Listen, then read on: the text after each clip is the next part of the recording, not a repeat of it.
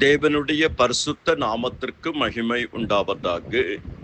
Walk with God குழுமத்தில் இணைந்திருக்கிற அனைவருக்கும் இந்த மதிய வேளையில் கர்த்தரின் நாமத்தில் வாழ்த்துதல் சொல்லி ஆசீர்வதிக்கிறேன்.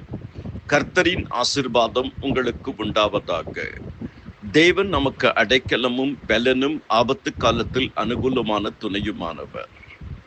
சேனைகளின் கர்த்தர் நம்மோடு இருக்கிறார். யாக்கோபின் தேவன் நமக்கு உயர்ந்த அடைக்கலமானவர். நீங்கள் அமர்ந்திருந்து நானே தேவன் என்று அறிந்து கொள்ளுங்கள். ஜாதிகளுக்குள்ளே உயர்ந்திருப்பேன், பூமியிலே உயர்ந்திருப்பேன்.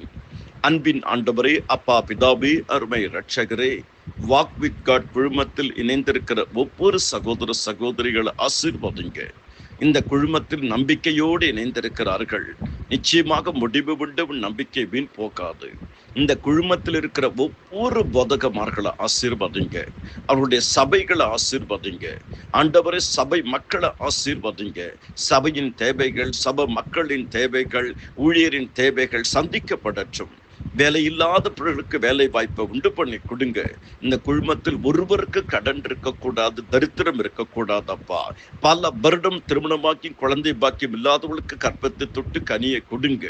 ஆண்டவரே அப்பா, திருமணத்திற்காக காத்திருக்கிற பிள்ளைகளுக்கு ஏற்ற வாழ்க்கை துணை கொடுங்க. படிக்கிற பிள்ளைகள் கர்த்தாவை விசேஷித்த விதமாக ஆசீர்வதிங்க. அப்பா ஆண்டவரே, வேலை ஸ்தலத்தில் ஆசீர்வதிங்க.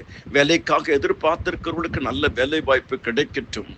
கடன்கள் இயேசுவின் நாமத்தில் நீங்கட்டும். அப்பா, ஊழியம் செய்து ஆசீர்வதிங்க.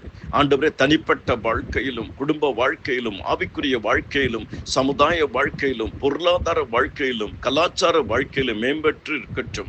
கர்த்தர் உங்கள் எல்லைகளை விஸ்தாரமாக்குவார். நீ வலதுபுறத்திலும் இடதுபுறத்திலும் இடம் கொண்டு பெருகுவாய். யாபேசின் எல்லையை விரிவாக்கின தேவன். ஜெபத்தை கேளுங்க, ஆசீர்வதிங்க. ஆமென்.